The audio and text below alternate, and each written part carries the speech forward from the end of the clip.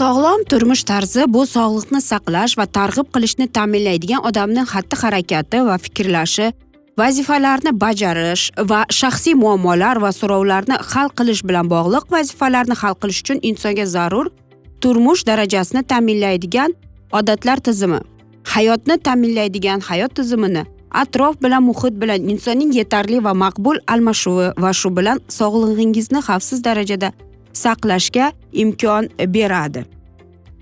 +1 301 760 60 70 bizning WhatsApp raqamlarimiz aziz do'stlar. Va bugungi sog'liq borasidagi podkastimizda biz sizlar bilan sog'lom turmush tarzi deb ataladi.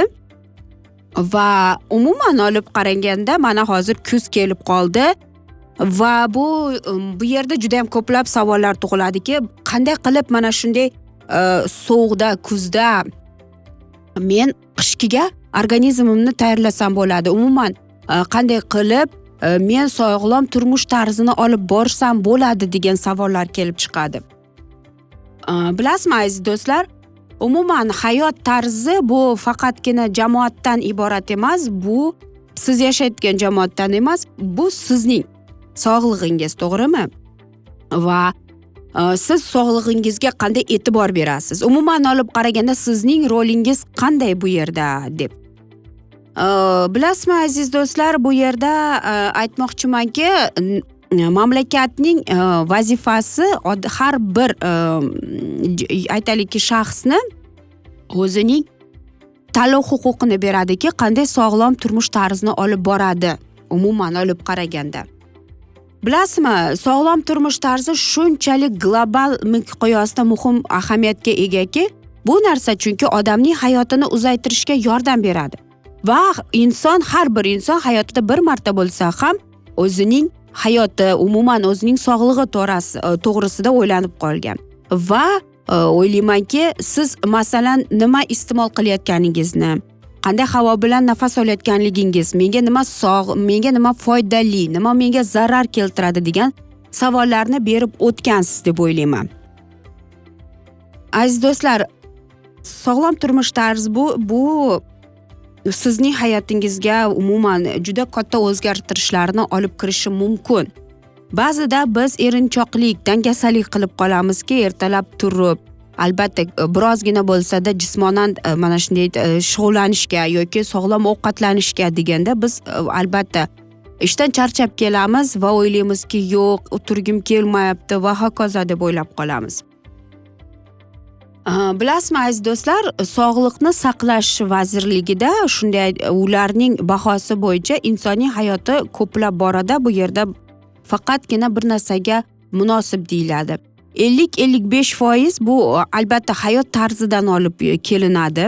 20% bu tashqi ko'rinishdan, 18-20% bu albatta genetik jihatdan va 8 yoki 10% faqatgina Sog'liqni saqlash vazirligidan kelib chiqadi.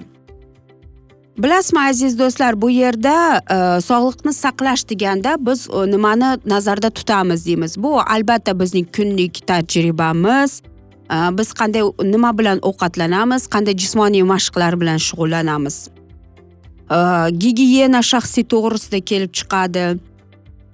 Lekin aziz do'stlar, biz ko'pchiligimiz o'ylanib qolamizki, qachon sog'lig'imiz borasida qachonki bizga birorta dard chalinmagandagina. Agar biz o'zimizni yaxshi his qilsak va men o'zimni masalan aytaylikki, o'zimni men yaxshi his qilyapman, hech qanday shikoyatim yo'q sog'lig'imdan degan odamlar ko'pincha ular sog'lig'iga birozgina bee'tibor bo'ladi. Va hazil to'miz albatta hikoyalar yuradi, latifalar yuradi, to'g'rimi? Lekin sog'liqni biz e'tiborsiz bo'lamizki, qachonki birorta joyimiz bizni bezovta qilmasa yoki biz o'ylaymizki, menda 100% sog'lig'im yaxshi, menda shikoyat yo'q sog'liqqa deb aytib qolamiz. Umuman olib qaraganda sog'liqqa e'tibor berish nimadan kelib chiqadi aziz do'stlar? Birinchidan biz o'zimizni bilishimiz kerak. Men nimani xohlayman, nimani istayman. Ikkinchidan, biz o'zimizning tanamizni albatta poklikda, ozodalikda saqlashimiz kerak. yaxshi va albatta to'g'ri ovqatlanishdan kelib chiqadi. Do'stlarni deydi, albatta ehtiyotkorlik bilan biz tutishimiz kerak deb aytadi. Yo'q deyishga o'rganishimiz kerak deb aytadi. Bilasizmi aziz do'stlar, sog'liqni saqlash, mana shu sog'lom turmush tarzi bizning ko'plab hayotimizga yordam berib keladi. Bizning maqsadlarimizga, bizning vazifalarimizga va chunki aynan qattiq va mustahkam sog'lom insonga shu narsaga ruxsat beradiki, uzoq va hayot to'la quvonch bilan yashashga imkoniyat beradi. Albatta, sog'liq bu insonning beqiyos boyliklaridan biridir aziz do'stlar. Masalan, bizning mamlakatimizni olib qaraydigan bo'lsak, mana shu ORV, mana gripp, umuman olib qaraganda mana koronavirus o'tib ketdi, to'g'rimi? 30 milliondan inson mana shu aytaylikki kasallikdan aziyat chekib kelar ekan. Ko'pincha 80% butun dunyoni olib qaraydigan bo'lsak, insonlarda immuniteti past hisoblanadi. Qanday qilib men mana shu sassiq tumov vaqtida, hozirgi mana vaqtda o'zimni sog'lom saqlashim mumkin degan savolga albatta javob faqatgina bitta bo'ladi. Bu sog'lom turmush tarzini olib borishdir. Kimdir aytadiki, bu qiyin, kimdir esa unday emas. Shuning uchun ham biz o'zimizning sog'liq borasida hayot tarzimizni qarab chiqishimiz kerak. Men to'g'ri ovqatlanyapmanmi? Men jismoniy tarbiya bilan shug'ullanyapmanmi? Men aytaylikki ish vaqtim bilan dam olish kunlarida vaqtni to'g'ri belgilab ajratyapmanmi? Umuman giyohvandlikni, aytaylikki alkogolni, sigaretni men chiqarib tashlardim. Men umuman olib qaraganda qanday sog'lom turmush tarzini olib bormoqdaman deb aytadi. Bu yerda aytmoqchimanki, bilasizmi, har bir insonda uzoq yashash niyati va xohishi mavjud. Nimaga deganingizda, farzandlar bo'ladi, farzandlarim farzandini ko'ray deymiz, to'g'rimi? Chevarani ko'ray deymiz. Va bu bizga eng yaxshi motivatsiyalardan biridir aziz do'stlar. Sog'liqni saqlash, sog'lom turmush tarzini kuni bor, bilasizmi? Bu 7-apreldir.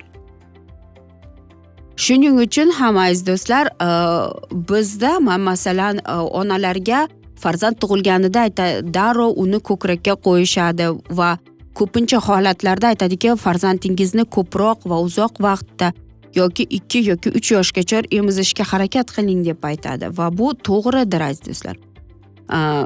Ko'pincha insonlar bir jihatdan emotsional holatiga keladigan bo'lsak, emotsional holat ham, sog'liq ham juda ham muhim rolni o'ynab qo'yadi. Hozirgida koronavirus pandemiyadan so'ng juda ham ko'p odamlarni uchraymanki, men ham mana shu narsaga duch kelib qoldim. Bu haqida keyin suhbatlashamiz, keyingi podkastimizda. Lekin aziz do'stlar, shuni aytib o'tmoqchimanki, biz sog'lom turmush tarzini olib boradigan bo'lsak, bizda juda ham ko'p qoidalar bo'ladi, ko'rsatmalar bo'ladi.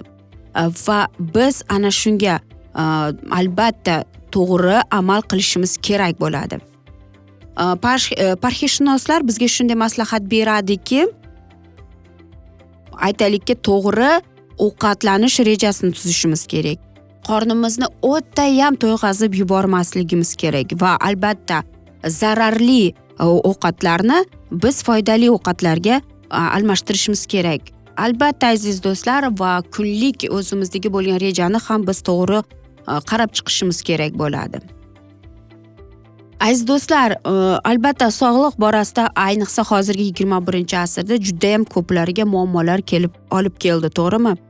Va o'ylaymanki, siz ham o'zingizga agar bundan avval bunday savol bo'lmagan bo'lsa, unda o'ylanib ko'ring. Men sog'lom turmush tarzini olib bormoqdamanmi yoki yo'qmi deb. Biz esa mana shunday asnoda bugungi dasturimizni yakunlab qolamiz.